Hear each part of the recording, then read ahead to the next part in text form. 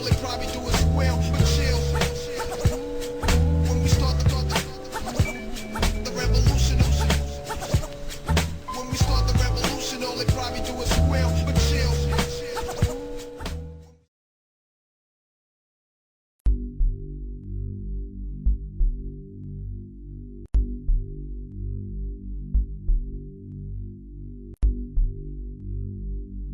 What are the white supremacists doing now? They are doing four basic things: racial showcasing, racial population tailoring, racial dislocation, and white sacrificing. And these four things are designed to produce maximum sophisticated confusion among the victims, and so far has been somewhat successful worldwide. Now I'll start with the first one. What is racial showcasing? That means taking huge numbers of black people and putting them out front. There's going to be more of this all over the planet. Many millions of black people that you will see who will be rolling in money. They'll be able to showcase the places where they live. They'll be able to showcase their knowledge and expertise. So you have television now, you have all of the mediums for doing this, for showcasing huge numbers of black people. I will say it will eventually run into the millions, so many that you won't be able to count them. Now, what is this for? This is for any black person that starts talking about racism in the future is going to be laughed at, because they're going to be able to showcase so many black people who are what you call quote-unquote successful, that it will seem that racism has been put out of business. But white supremacy is a world business, and like any other business, it works on profits and losses, which means percentages.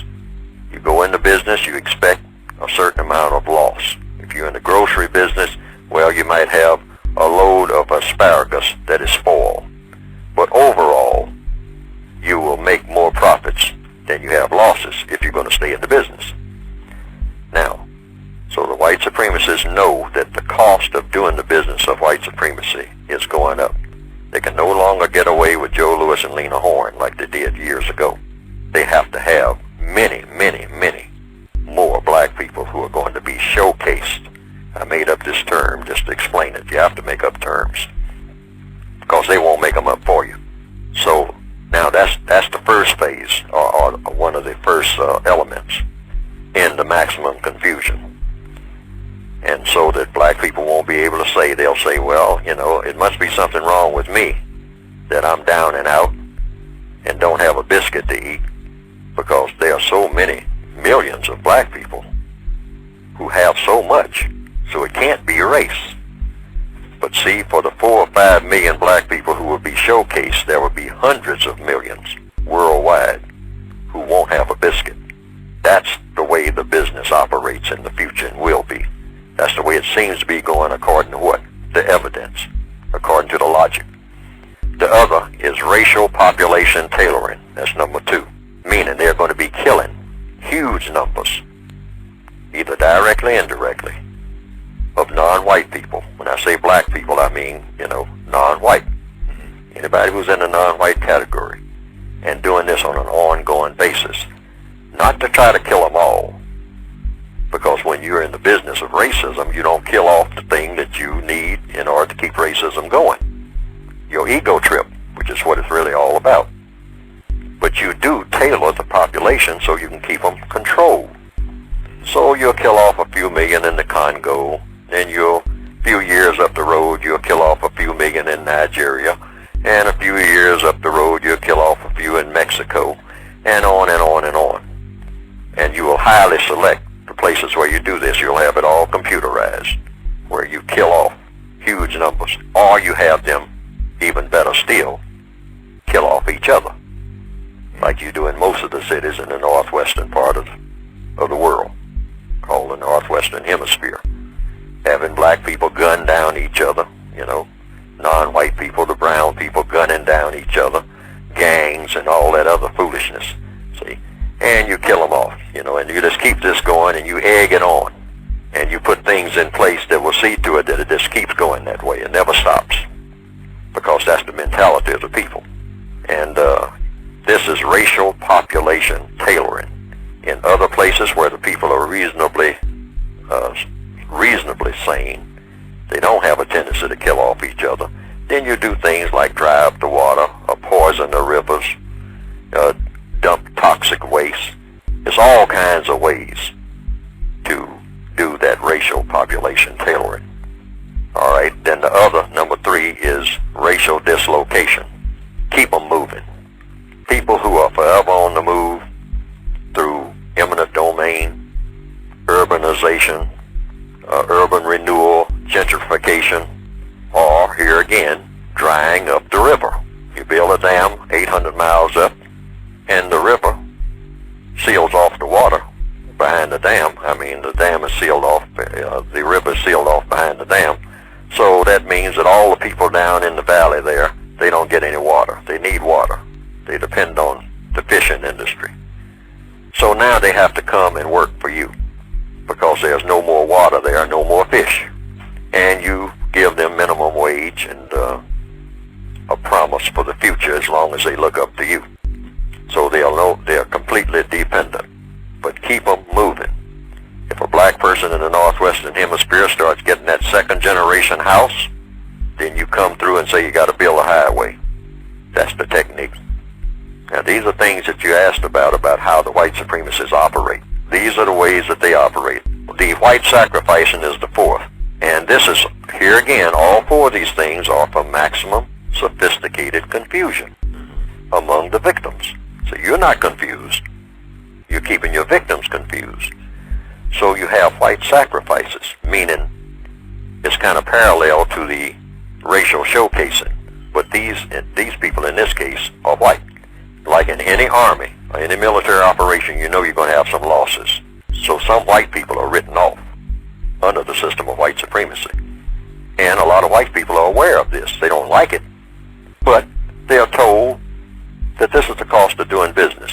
Just like a person who goes into the army and knows full well you might get killed. But it goes with the territory of trying to defend your bigger operation. So white sacrifices mean you'll have more and more white people on park benches, more and more white people begging on streets. They will be greatly visible. But what you won't pay attention to, because black people never pay much attention to what white people are doing, we just watch each other. See, they know that. You'll be passing millions of white people who are doing well on any city street.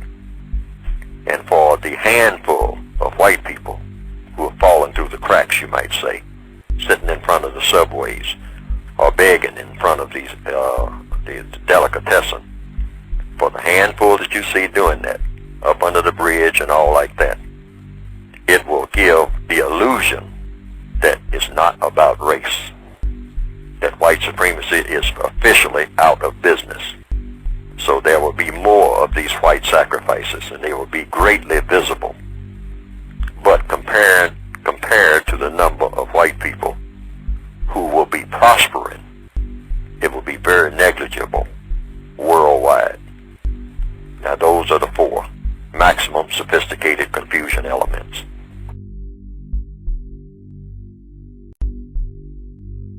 Yes, the white supremacists do this in all 9 areas of activity all of the time. Okay. See, in other words, the way to confuse people is to lead them to have questions with no answers. That's what confusion is. Lots of questions with no answers. Why is this happening? Why is that happening? What are those people doing over there? Why are they doing it? And all like that. I see. Well, in all the areas of activity, the white supremacists say, keep those dark-skinned people confused. So, and that way, confusion brings on what? Frustration. Oh, you improve your self-esteem by doing things that work. This is what self-esteem comes from. Doing things that work, and work in a comfortable, fashion. In other words, you get comfort from it. And your self-esteem automatically is being built on you doing things and saying things that work for you. That's what self-esteem is. Doesn't work against you. Your self-esteem starts disappearing when you're doing things that are working against you. I mean, it just starts slowly easing away from you so that you don't have any left. But all so-called self-esteem comes from you know what to do, you know how to solve problems. See, basically that's it, problem solving. And that's where self-esteem comes from. Mm-hmm. When you get to the place you have a whole lot of problems, you don't know how to solve them, your self-esteem goes, and then you just start doing any kind of old thing. Just start lashing out at anything because you're frustrated. Confusion brings about frustration. Frustration brings about all kinds of chaos. And the chaos brings about all kinds of conflict if you're around other people. Because you'll just lash out at everybody and then eventually lash out against yourself. I mean, what you're doing when you really just lash out at anybody and everybody with no particular reason for doing so, which is what black people do a lot of. That's why we are very toxic when we're around each other. We're frustrated, we're confused, we're angry, and we're going to take it out on somebody. We don't want to keep just hitting ourselves upside the head all day long, so we hit somebody else upside the head. Mm-hmm, mm-hmm. Why? Because they look like us. Mm-hmm. And so since we're the ones that are confused, we want to lash out at anything that looks like the person that's confused. Yes, sir. So the person that looks like me is me. Mm-hmm. So since I'm not looking in a mirror all day long, and I'm angry with myself because I can't figure out what to do with myself, so I will pick out somebody that looks like me. This is the way it works. And I will lash out at that person. Might even kill him. Wow. What you looking at me for? Oh, you see my weaknesses. You see I'm confused. You see that I don't know what I'm doing. You think that I'm not a man. I'll kill you. I'll kill you. That's what I'll do with you. That'll take care of that. Meaning, I'm shooting myself. Because when I see them, I see myself. Because they're weak also. And they, black people expose each other's weaknesses and then get mad about it. And then don't stand. That is the reason we slaughter each other. Now, some people have said they've seen some cartoons of my work on the internet that have been presented. And that it pretty well embellishes what I have been trying to say in my textbooks. And to the extent that it does that, well, that has been, from what I understand, some people reported to me, a plus. Because they didn't understand what I had written very well, but when they saw those cartoons that just repeated what I was saying and attaching my name to it, and came right out of the book, the material did, they say that they better understood it.